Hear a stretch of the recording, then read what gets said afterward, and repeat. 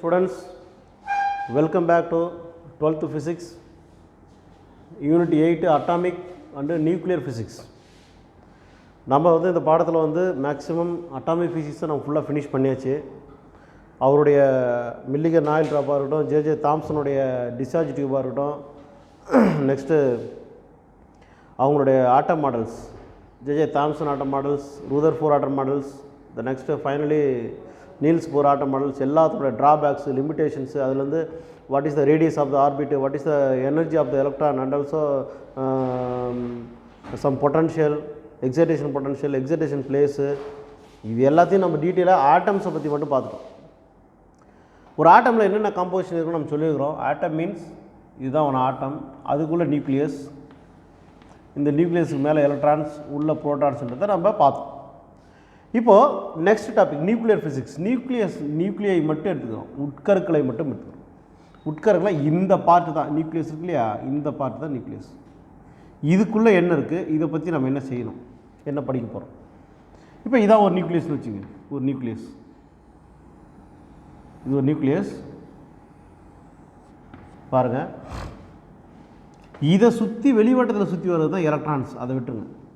Okay, ஒரு ஆட்டமில் வந்து ரெண்டு விஷயம் முக்கியம். ஒன்று நியூட்ரான்ஸு, ஒன்று நியூக்ளியஸு, இன்னொன்று எலக்ட்ரான்ஸ் ஆர்பிட்டால் சுற்றி வருது. இப்போது இதில் இந்த நியூக்ளியஸுக்குள்ளே இருக்கிற ரெண்டு பார்ட்டிகள் இருக்குது. ஒன்று புரோட்டான்ஸ், அனதர் ஒன் நியூட்ரான்ஸ். ரெண்டு இருக்குது. இது பின்னு சொல்லுவோம், இது என்னு சொல்லுவோம். உங்களுக்கு தெரியும் protons is a positive charge particle, உங்களுக்கு தெரியும். நியூட்ரான் வந்து நியூட்ரல்னு உங்களுக்கு தெரியும். There is no charge. Okay, so இதில் புரோட்டான்ஸ் இல்லைன்னா, புரோட்டான்ஸே இல்லை, சுத்தமாக இல்லை, வெளியில் எலக்ட்ரான்ஸ் மட்டும் தான். It is not stable atom. ஏற்கனவே நம்ம ஒரு ரூதர்ஃபோர்ட் என்ன சொன்னார் அப்படின்னா, ஒரு ஆட்டமுடைய வலிமையை, மாஸை கொடுக்குறது எதுன்னு சொன்னால் நியூக்ளியஸ்ன்னு சொன்னார். ரூதர்ஃபோர்ட் வந்து நியூக்ளியஸ் தான் மாஸ், வந்து ஒரு ஆட்டம் ஆஃப் மாஸ் அல்லது mass of atom, mass of atom யார் கொடுக்குறாங்கன்னா நியூக்ளியஸ் தான். இது யார் சொன்னால் ரூதர்ஃபோர்டே சொன்னார். ரூதர்ஃபோர்டு சொன்னார், போரும் சொன்னார். ஸோ இந்த நியூக்ளியை வந்து ஒரு முக்கியமான ஒரு பங்கு, ஒரு என்ன சொல்கிறது, it's play vital role to understand the structure of atom. இது ஒரு ஏன்னா இப்போ வந்து இன்றைக்கி ஒரு ஆட்டமுடைய ஸ்ட்ரக்சரை நம்ம பார்க்கணும்னா நியூக்ளியஸை பற்றி நம்ம தெரிஞ்சுக்கணும். ஆட்டமுடைய ஸ்ட்ரக்சரை பார்க்குறோம்னா, ஸ்ட்ரக்சர் தேவை அப்படின்னா நியூக்ளியஸ் தான். ஏன்னா ஏற்கனவே நம்ம வந்து நியூக்ளியஸ்னு ஒரு பகுதியை சுற்றி தான் அந்த எலக்ட்ரான் சுற்றி வருது. அதனால் அது ஒரு பவுண்டரியாக நம்ம எடுத்துக்க முடியாது. அதனால தான் ரூதர்ஃபோர்ட் என்ன சொன்னார், nucleus is a play very important role for atoms because nucleus is the create the mass of the atom. ஒரு அணுவினுடைய நிறையை வந்து கிரியேட் பண்ணுறது யார், இவர் தான், நியூக்ளியஸ் தான். ஸோ அதனால தான் திஸ் பிளேஸ் வைட்டல் ரோல், ஒரு முக்கியமான பங்கு. எதுக்குன்னா ஒரு ஆட்டமுடைய ஸ்ட்ரக்சரை நம்ம அண்டர்ஸ்டாண்ட் பண்ணிக்கிறதுக்கு இவர் முக்கியமான ஒரு பங்கு. ஏன்னா சொல்கிறேன்னா, இப்போது அப்பத்துலேருந்தே வந்து எல்லா பொருளும் வந்து கடைசி நிலையில் வர்றது தான் ஆட்டம்னு சொன்னோம். அந்த ஆட்டம்குள்ளே இருந்து அந்த அணுவை வந்து செயல்படுத்துறதுக்கு முக்கியமான காரணம் இவர் தான். இப்போ நியூக்ளியஸுடைய ஸ்ட்ரக்சர் டிஃப்ரெண்ட்டாக இருந்ததுன்னா ஆட்டமுடைய ஸ்ட்ரக்சரும் மாறிடும். ஸோ அதனால தான் nucleus plays vital role to understand the structure of atom. அதுலேயும் முக்கியமாக ஒரு ஆட்டமுடைய பண்பு, அமைப்பு, அதனுடைய வகைப்பாடு. ஒரு ஆட்டமுடைய பண்பு, அமைப்பு, வகைப்பாடு எதை பொறுத்து அமையும்னா நியூக்ளியஸை பொறுத்து அமையும். நியூக்ளியஸை பொறுத்து அமையும்.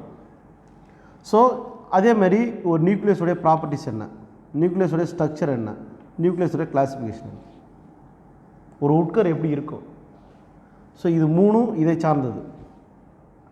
அதில் முக்கியமாக இதனுடைய இப்போ நல்லா ஒப்பிட்டு பார்க்க போகிறோம். ஆட்டமுக்குள்ள நியூக்ளியஸ் வந்து எப்படி வந்து ஒரு அணுவை வந்து நம்மளுக்கு ஒரு ஆட்டமை முழுமையாக தருதுன்னு போய் ஒப்பிட்டு பார்க்கும்போது அதனுடைய பண்பு நலன்கள்,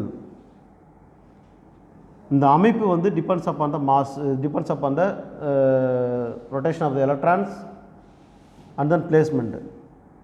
Classification, neutrons oda classification depends upon the chemical properties or physical properties. நமக்கு classification இதை பொறுத்து அமைய போகுது, ரைட். ஸோ இதுதான் ஒரு நியூக்ளியன்னா தமிழில் உட்கருன்னு பேர். From the nuclei only the elements are new elements are produced by the chemical laboratory. நியூக்ளியை வச்சு தான் ஒரு நிறைய எலமெண்ட்ஸ் வந்து நம்ம ப்ரொடியூஸ் பண்ணுறோம். சரி சார், அந்த நியூக்ளியஸில் என்னென்ன காம்போசிஷன் இருக்குது, என்னென்ன இருக்குது நியூக்ளியஸில் என்னென்ன காம்போசிஷன் நம்மளுக்கே தெரியும். 9th ஸ்டாண்டர்ட்லேயே படிச்சிருப்பீங்க. ஃபஸ்ட்டு நியூட்ரான், அடுத்தது எலக்ட்ரான், அடுத்தது புரோட்டான். இது பார்த்திங்கன்னாங்க இதுதான் வந்து நியூக்ளியஸ். இது சின்னதாக தெரிஞ்சாலும் பரவாயில்ல, கவனிங்க. இது நியூக்ளியஸ், இதுக்குள்ளே நியூட்ரான் இருக்குது, இதுக்குள்ளே புரோட்டான்ஸும் இருக்குது, இதெல்லாம் எலக்ட்ரான்ஸ்.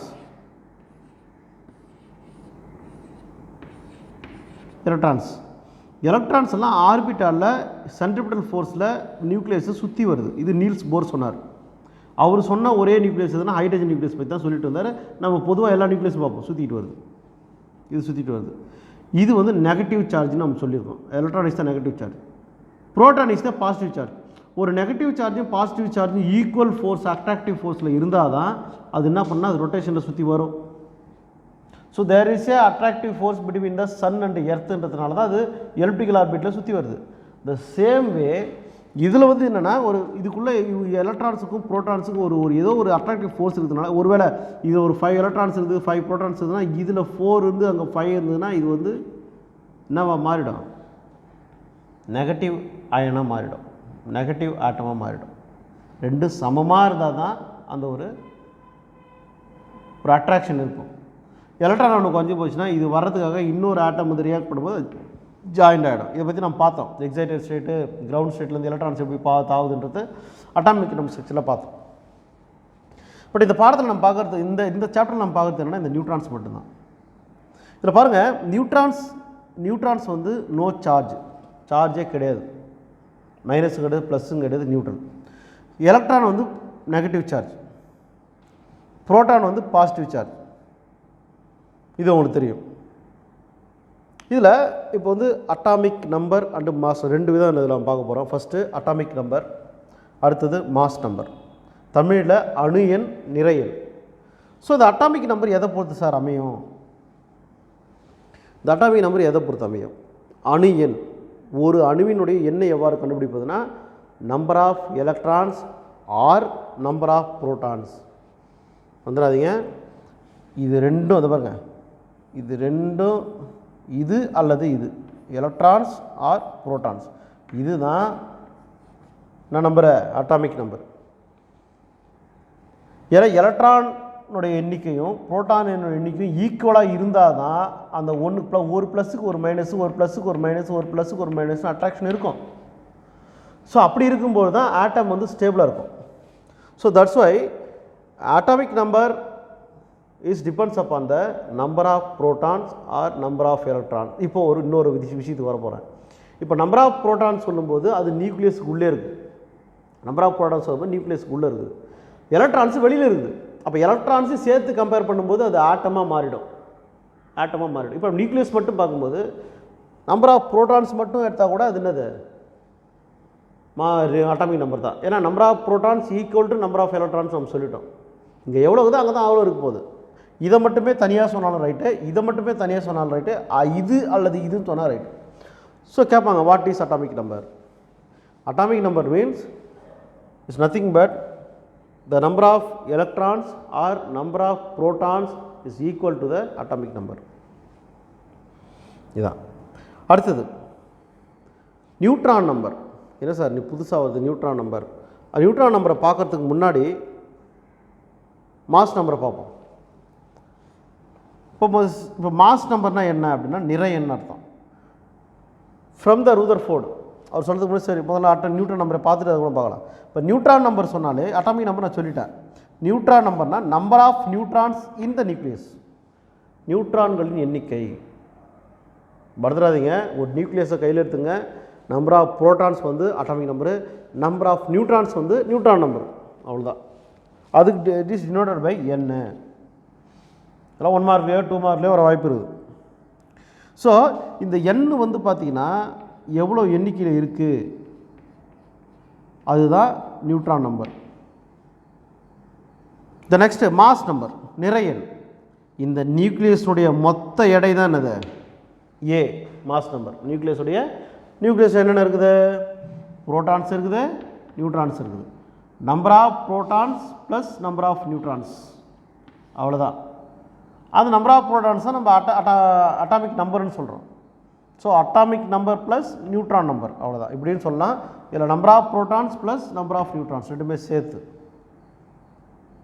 இப்போது ஃபார் எக்ஸாம்பிள், இப்போ வந்து எலக்ட்ரான் வந்து 7 இருக்குது, புரோட்டான் வந்து 7 இருக்குது, அப்போ நியூட்ரான் வந்து 8 இருக்குதுன்னு வச்சுக்கோங்க ஃபார் எக்ஸாம்பிள். ஏன்னா இது கண்டிப்பாக ஈக்குவலாக தான் இருக்கணும். இதை சொல்லுங்க பார்ப்போம், எது மாஸ் நம்பரு? அட்டாமிக் நம்பர் எவ்வளோ? 7. ஏன்னா இது அல்லது இது எண்ணிக்கை 7. Z = 7 இப்படி எதுவுமா? Z = 7, right. Next mass number எவ்வளோ? Mass number A = number of proton plus number of neutrons. இப்போ 7 + 8 that is equal to 15. Next number of neutrons எவ்வளோ? N = 8 தான். அப்போது இப்போ நம்ம இதுலேருந்து சொல்லிடலாம். Number of neutrons, number of mass, atomic number.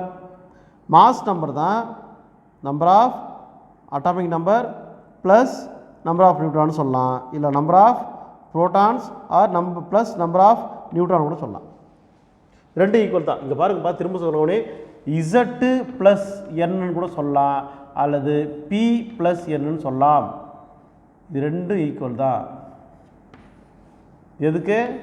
Mass நம்பருக்கு. இதை நீங்கள் மனசில் வச்சுக்கணும்.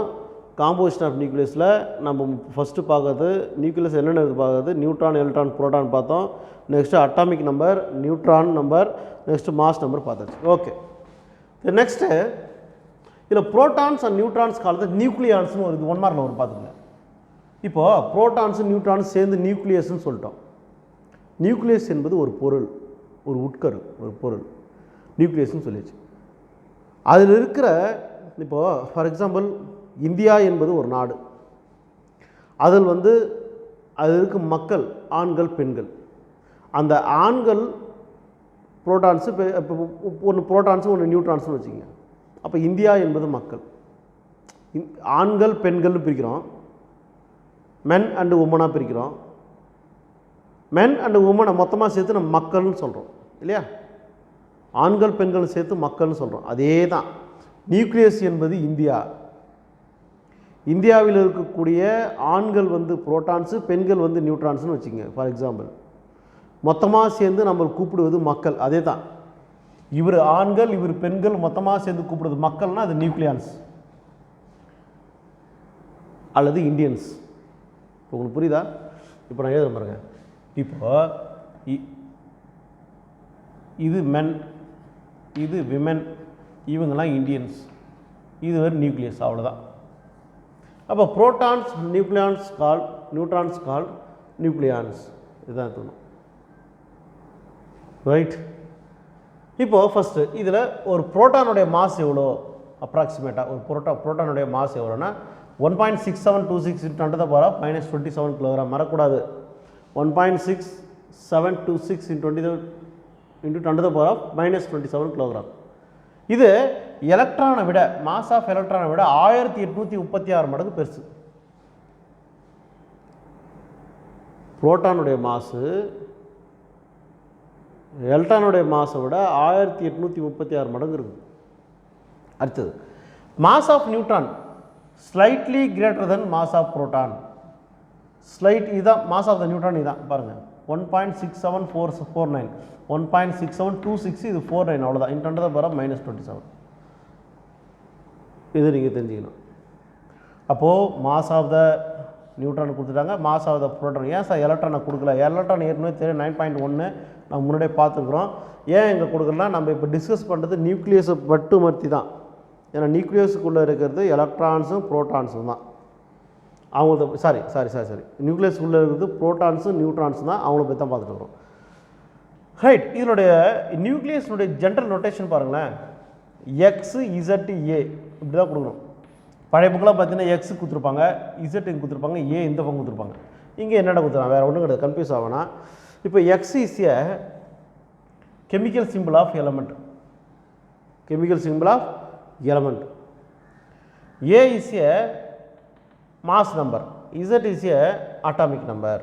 இப்படி தான் டொனேஷன் கொடுக்கணும், டினோட் பண்ணணும். நியூக்ளியஸுடைய ஜென்ரல் டினோஷன் இப்படி தான் இருக்கும். ஏன்னா எல்லா எலமெண்ட்டும் எதை பொறுத்துனா நியூக்ளியஸை பொறுத்து தான் நம்ம டினோட் பண்ணணும்.